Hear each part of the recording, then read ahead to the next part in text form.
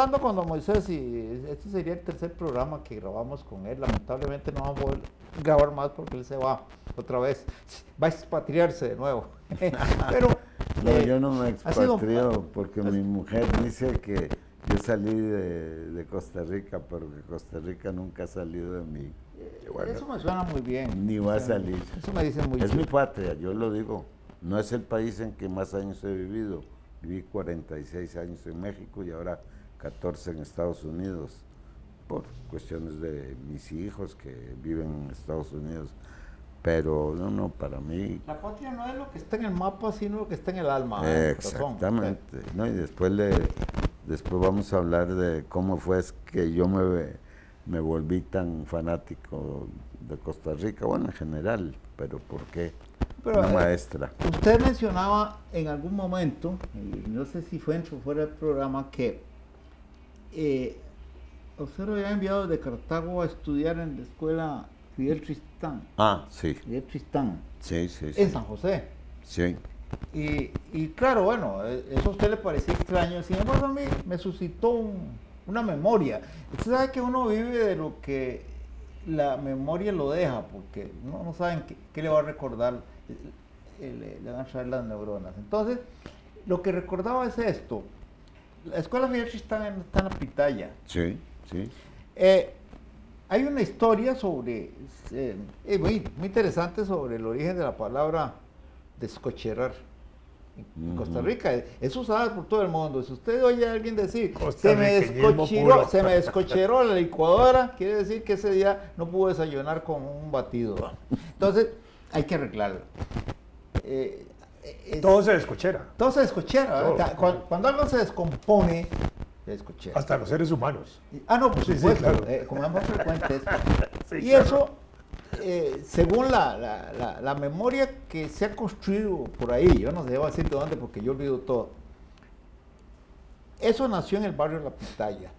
Había un grupo de judíos, probablemente originarios de Polonia, que vivían ahí, en ese barrio, y luego los muchachos judíos jugaban con los muchachos no judíos, y entonces era... Y resulta que había un señor muy mayor, judío, que vivía solo, y entonces él parecía que no observaba unas normas alimenticias, digamos. Alimenticias, sí. Que son de rigor en los judíos. Y se sabía, entonces los muchachos, ahí en los corrillos de jóvenes, los muchachos judíos decían que se había descocherado porque no era kosher en su conducta. Y entonces, claro, la palabra pasó de los muchachos judíos a todos los muchachos del barrio, de modo que esa palabra eclosionó desde la Pitaya hasta el resto de Costa Rica. En cualquier parte de Costa Rica usted dice, se descocheró el carro y ya todo el mundo sabe que tienen que ir a ver cómo consiguen un mecánico o se ponen a travesear con el motor. Eso es muy entretenido. Ahora, el kosher, usted explicaba que es básicamente una norma que hace que los aditamentos que se usan para consumir lácteos y los que se usan para consumir carne tienen que ser diferentes. Y eso es desde el punto de vista de la salud pública muy importante. En unas sociedades primitivas, digamos, donde las posibilidades de conservar los alimentos eran limitadas, era importante saber cuando alguien se enfermaba por culpa de la comida, con cuál comida se había enfermado, porque si no había que botarla toda. Eso es una cosa práctica muy importante que uno la entiende. Y digo yo que la ley mosaica o lo que sea, ahí muestra una gran sabiduría. Sí, era principalmente porque, y sobre todo en el área del Medio Oriente, que había muchos calores, y bueno, y sigue habiendo, descomponía los alimentos, sobre todo carne de cerdo. Por eso, no solo los judíos, sino también los musulmanes no comen carne de cerdo. Exactamente. Sí. Porque esos alimentos se descomponían mucho y entonces sucedía lo que usted estaba diciendo, la gente se enfermaba. Claro que ahora con los refrigeradores, pues puede uno comer lo que se le da la gana. Bueno, a veces ni tanto. Y a veces no funciona. Hay que tener cuidado, hay que tener Exactamente. cuidado siempre. Pero si la regla ya tampoco se sigue, se sigue tan estrictamente. Solo los judíos que se llaman ortodoxos o super ortodoxos. Sí, ahí. Ah, niveles, sí. claro. Pero en Israel, cada quien come lo que se le da la gana y en la forma. ¿Por qué? Porque existe la refrigeración Había de un cuento. todo. Había un cuento. Yo leía un día, pero ahora no recuerdo la fuente, porque en eso no soy como las computadoras, que en África, en alguna parte de África, científicos, estudiosos judíos habían encontrado un porcino que no tiene la pezuña hendida. Y están Sí, discutiendo sí. si la prohibición alcanzaba a ese porcino. Y entonces los más comodiosos dijeron que no. Sí. Yo también. Es muy yo curioso había- porque obviamente esas cosas cambian con el tiempo y como usted dice, de ahí se ha logrado crear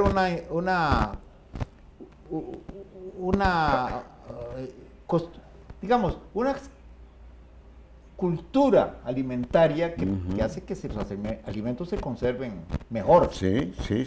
Ahora, Es como el cuento, eso es un cuento nada más, porque no vayan a reclamarme que ofendo a nadie. Que en Semana Santa los curas no comían carne, ¿verdad? Entonces se comían el pedazo de carne, pero decían te bautizo pescado. Y se lo comían. bueno, también, también si es que vamos a estar tratando el tema del judaísmo, el judaísmo es muy tradicional. Entonces, por ejemplo, cuando viene la Pascua, que en hebreo se dice Pesaj, ahí todavía es mucho más estricto la cuestión alimenticia porque se recuerda por historia cuando los judíos, Moisés los sacó de Egipto y los metió al desierto. Bueno, hizo varias cosas para no meterse en muchos problemas, los tuvo 40 años en el desierto para que se murieran los viejos y que la nueva generación... Tuviera suficientes guerreros. Exactamente. Entonces, por ejemplo, no tuvieron ni siquiera tiempo de amasar Exacto. para el pan. Entonces, nomás agarraron harina, echaron agua y vámonos. Y no levadura. Y entonces no se puede comer pan, sino que se tiene que comer la galleta esa que se llama matzá, que es lo que los judíos comieron cuando salieron de Egipto. Pero en el Mediterráneo occidental le decían pan no levado. Puede ser. Ya, pero esas cosas son muy entretenidas. Puede ser. Sí, hay un escritor, acaba de morir hace poco, Predrag Medječević, croata, que escribió 2 libros extraordinarios. Uno se llama El Mediterráneo. Nadie ha escrito nada más minucioso y bello sobre no solo sobre el mar, sino sobre las costas, la gente, las costumbres. Y el segundo, que me parece más bonito y más pequeño, se llama El Pan Nuestro. Y es la historia del pan. Una cosa extraordinaria. Habla de todos los cereales que se han usado para hacer pan. Todos, incluso algunos rarísimos que uno no sabía que existían. Pero ahí, bueno, un día yo estaba hablando con mis nietos y les conté que en tiempos, en la Grecia clásica, había, creo que 500 clases de pan diferentes. Y eso él comenta ahí esa situación que se dio de los judíos al salir. Y resulta que entonces la situación de pan no levado, de la existencia del pan no levado, es algo que se repitió muchas veces. sociedades que por alguna razón momentáneamente no podían llevar el pan. Y hubo casi una guerra civil en Constantinopla, en tiempos del Imperio Bizantino, porque un sacerdote de lo que sería luego la Iglesia Ortodoxa hacía mofa del pan no levado del otro sector cristiano, ¿verdad? Eso sí es muy, muy interesante. Eso es muy bonito comentarlo porque así se entiende cómo finalmente toda la cultura humana es una. Y luego con facetas que se dan por todos lados. Sí, pero claro que esto de Pascua no es solo el pan, sino que después alimentos diferentes y además en Estados Unidos o en Europa comercialmente han adaptado cosas y se puede o no se puede comer si no tiene, ahora que dice usted lo de descocherarse. No se puede descocherar. No se puede descocherar y se llama kosher de Pesaj. Kosher de Pesaj, es Sí, decir, señor, es más que el kosher de todo el año corriente. mire, Pero digo, yo no me meto porque, como dice don Vladimir, a lo mejor algún rabino está viendo o oyendo el programa a decir, bueno, que no sabe nada de lo que está diciendo. No, todo el mundo nomás tiene su digo ortodoxia, cada persona tiene su propia ortodoxia. Exactamente. Yo soy judío tradicionalista, eso sí, pero bueno, pues no se trata simplemente, todavía tenemos parte del programa. Tenemos unos minutos. Porque tuve la suerte que yendo a una hermana mía, mi hermana mayor, me llevó a la escuela José Fidel Tristán y pasamos frente a la escuela Juan Rafael Mora. Y entonces, como yo no conocía San José, entonces le dije a mi hermana, aquí está la escuela, y entramos a la escuela Juan Rafael Mora. Y el director, don José Ángel Brenes, yo tengo buena memoria para los nombres, eso sí, me dijo, no, mire, aquí no es la escuela, la José Fidel Tristán queda unas cuadras, ¿cuántas cuadras? Que era el San José de 1940. No llegábamos ni al 1.000.000 de habitantes. En todo el país. Así es. Y entonces me dijo, y entonces le dije, no, es que mire, yo quiero quedarme en esta escuela.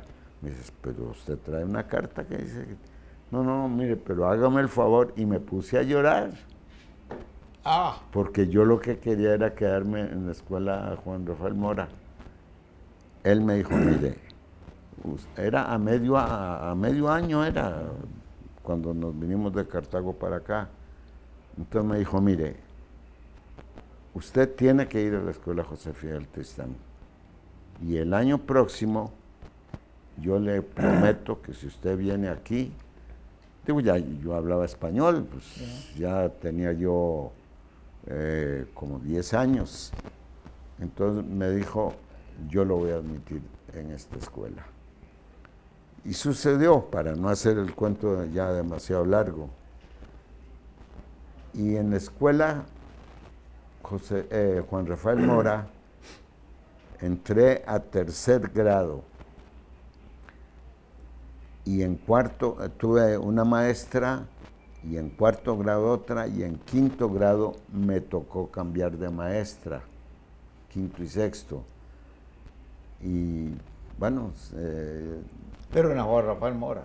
Ya en la Juan Rafael Mora, don José Ángel me cumplió la palabra. Y bueno, ahí me tocó una maestra, es decir, así para el público, para que algunos que sepan, ella era tía de uno que entró de cajero al Banco de Costa Rica y llegó a ser director, y le decían el loco Ulloa, y hasta jugaba fútbol Rodolfo Ulloa. Claro. Llegó a ser director. Y ella se llamaba la niña, como les decíamos a las maestras, la niña Lilia Ulloa viuda de Harrison. Ah, bueno. Hay una cosa... Ah, bueno, perdón. No, sí. No, porque usted es un trotamundos. Lamentablemente se nos está acabando el programa. Nació en un lugar del cual no quiere acordarse, en Europa. Centro. Llegó a Costa Rica, estuvo en Cartago, en el barrio aquí de San José, en Barrio México, en Los Ángeles. No, Barrio México no, en Los Ángeles. Los Ángeles. Después vive muchos años en México y va a Estados Unidos. Y en Estados Unidos entiendo que vive en un pueblito que se llama Nashville. No. No. Chapel Hill. En Chapelgate. Pero sí está Y cerca está de... Durham, cerca de Raleigh, que es la capital. Sí. Y en Durham está una universidad muy conocida en Estados Unidos que se llama Duke. Duke University. Claro. En Durham. Y ahí son los Duke. Los Duque, bueno, ya estoy mezclando de todo un poco. Son los reyes tabacaleros. Cuando yo vi ahí anunciando Chesterfield y Lucky Pero yo Strike. entendía que usted había estado en Nashville o algo así, ¿no? ¿O no? No, fui de paseo. Ah, fue de paseo. Y ahí Porque allá hay un monumento para un personaje A William odiado Walker. en todo Centroamérica y en Costa Rica, que es William Walker. Sí. Aquí lo fusilaron en Centroamérica, aquí Sí, lo señor. echamos de Costa Rica y de Sí, Nicaragua. Sí, sí. Y allá le tienen un monumento. Es un héroe. Ah, Y era médico.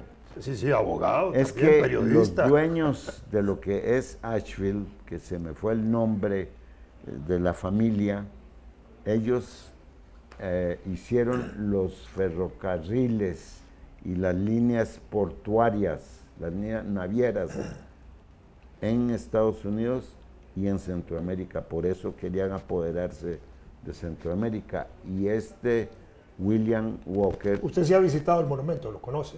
Sí, yo estuve una sola vez en Sí, los sí. 14 años que tengo, que vino un cuñado mío a visitarnos, él sí vive en México, y entonces por fin fui a conocer Asheville, que es muy bonito, y ahí está un castillo inmenso de esa familia cuyo nombre, eso sí, ahí sí me olvidé, y él trabajaba, William Walker, para esa familia. Y creo que ellos fueron los que lo mandaron a Centroamérica. No, pero esa es una cultura donde le hacen monumentos a ese tipo de personajes, ese es el punto. Bueno, Sí, claro. Ahí tienen ahora, a propósito de la llegada de Trump al gobierno, la lucha en Nueva York y en otras ciudades de quitar algunos personajes Ajá. que fueron militares, asesinos, de todo, ¿ah? acaban de quitar uno ahí Ah. donde vivo yo, que le dicen Grant, ¿no? Sam el silencioso, The Silent Sam. Ok. Y Sí, hay sí. una bronca que qué van a hacer, pero los estudiantes de la Universidad de Carolina lo quitaron. Sí, es muy interesante esa reacción ahora. Es que Es una contracultura extraña. es un fenómeno como el que está ocurriendo en España ahora con la discusión del monumento a Ajá, Franco. ajá. Y dice, es el único líder fascista del cual hay monumento en el mundo. No creo que sea el único, pero así como de esa envergadura, sí es cierto. Aquí hubo un pequeño movimiento orientado a volarse también a John Cortés ahí del Paseo Colón. Sí, claro. Es interesante. El mundo es un revoltillo. Don Moisés, qué agrado haberlo tenido en este programa, No. en estos 3 programas. No, es un honor para mí. Y para el público nuestro. Con don Fernando Ayanegui en México, ahí, yo conozco el apellido Ayanegui. Ah, sí, bueno, el mío proviene de México, de Yucatán. Bueno, yo pero- conocí unos que tenían una fábrica de cosas de loza y cosas así. Había un en- profesor en de Puebla. apellido Ayanegui Altamirano, importante, que escribía cosas. Ah, bueno, son vascos de esos que se desperdigaron por el mundo, pero igual el mundo es eso, gente que se va para otro lado y No, y el otro honor es estar aquí, digo, sin ofender a los presentes, como se dice, con usted, que bueno, pues, yo ni aprendiz, ni a párvulo de historiador comparado con usted, yo lo vi ahora con lo de la batalla de Santa Rosa y todo. Pero si ya estamos, ya aterrizamos. Bueno, no sé, ¿va a haber otra grabación o...? No, yo creo... Hoy terminamos.